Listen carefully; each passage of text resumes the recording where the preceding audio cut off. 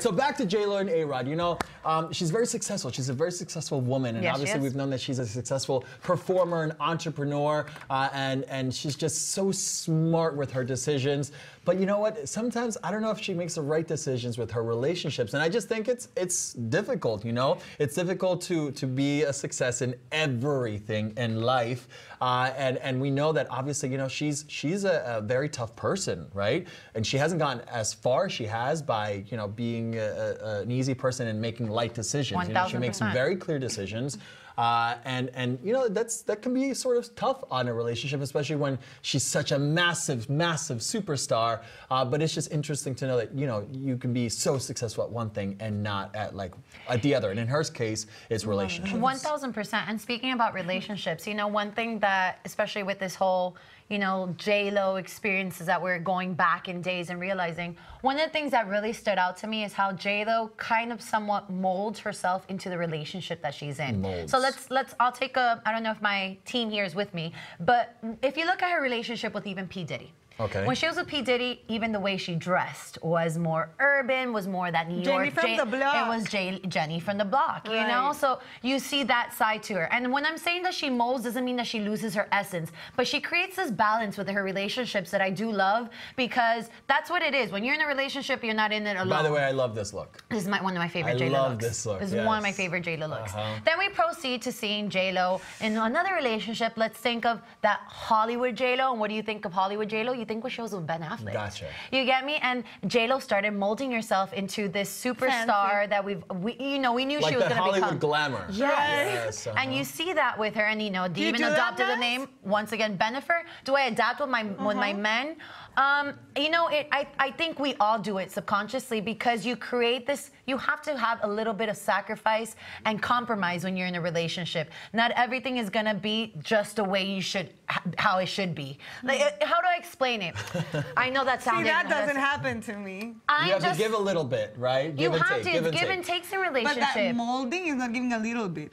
But listen, as a woman, there's sometimes, like, let's talk about, like, say a man, like me, my man, in my personal opinion. My boyfriend really, really likes, like, the reggaeton world and that world, and I wasn't so involved in that world. I was more of that pop, like, you know, Britney Spears, Backstreet Boys, you know? And so I got with him, and I started listening, and then I started liking it more. You give and take. You give and take, and then you start molding, and then you see me, I'm like an Edie Queen now, let me tell you. Cardi B. Jair, what did you do? And then talking about that, J.Lo did the same thing with Marc Anthony. She started touching into her Latina roots when she got with Marc Anthony. You guys even remember when they did that hit together, No Me Ames? And like J.Lo started touching more in her Latina roots and started straying away not just from that, you know, Latinx Jenny from the block. Yeah. Well, the No Me Ames came way before they were even a couple. I mean, that was back but she was already talking to Marc during that time, and then you guys that started creating you know, they got married eventually. Yeah, because that was back in 1999, yeah. Yeah, but you don't know. But then they released a salsa album and everything, and so, I mean, there was definitely, and then the Hector Lavoe movie, that's right, yes, you're right. So she starts tapping into more of that Latin side, you know? So wait, is she doing it with A-Rod now? And, hello, don't you remember the challenge with no sugars, no nothing? She's now into the gym, into working out, and that's what A-Rod is. J-Rod, listen to me creating a name already. A-Rod is super into fitness. If you've seen all his other past relationships, he's always been seen with his girls in the gym, hitting the gym, you know?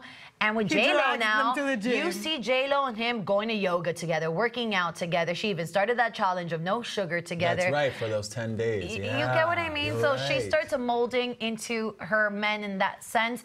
But I will, and I have to clarify, it doesn't mean that she loses who J.Lo is in the essence. And I think that's what I love most about J.Lo, is that even after all these relationships, if she gets hurt about it, she's not one to sulk in it. She's one to say, okay, it hurt me, but I move on to the next. Look at her. She started from backup dancing to then singing to then acting, Selena, and then becoming an international superstar singer-wise. She's directed different series. She's always progressing and bettering herself after every relationship. How strong is she really if she can't really like be alone? Because I feel like she's never alone, and she said that before, that she's not a person that likes being without a man by her side.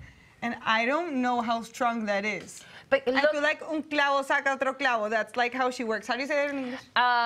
To get over someone, you have to get under someone else. Yes. Exactly. Or over. Okay. Or on top.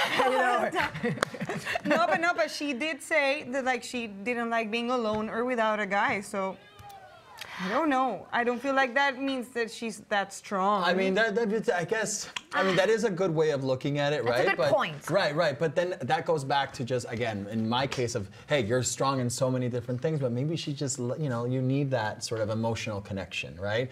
And regardless of all this, success that she has, that's possibly what's like. But let's also remember, being in a relationship doesn't make you weaker or stronger. It's all about yourself. And I think J.Lo, and that's why I say J.Lo's, her essence is always there. She's a strong, empowered woman. She knows who she is, but she gets with this other person and she's aware of that too, but never loses her. Now, Claudia, you talked about something about Leos. Right. Yes. Oh my God. Okay, in a joint interview for Vanity Fair, Alex Rodriguez explained that one of the reasons for them to hit it off so well is that they're both Leos, but also he credited his success for being both Latinos and from New York. I can totally see that.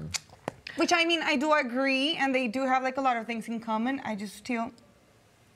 Yeah, listen, my parents are Leos, both of them. So I see the relationship and how this works. If you guys forget what Leos are they love attention, they love to love, they are very protective, they are very loyal. Okay, I get that, but can two Leos coexist together? Yeah, they could, but sometimes that's what I'm asking. Two lions basically coexisting together. I feel like it's very hard. Yeah. It's very, very passionate. Yes. Very hard. Yes. Yeah, I don't. But it's doable. It is doable. It's always doable if they're both like on the same page and they're both willing to like mold. But, can I say something here that I sometimes especially there's petty comments online about how J.Lo is now dating another guy. Oh my gosh, she's getting married again. Let's not forget, guys, that A-Rod's dated a lot too, and it's okay. They're both in a great spot right now, and I think this relationship is. Of course. So now the question is, will they make it? Yes or no? You guys, please let us know in the comments because I mean we've already told you what we think.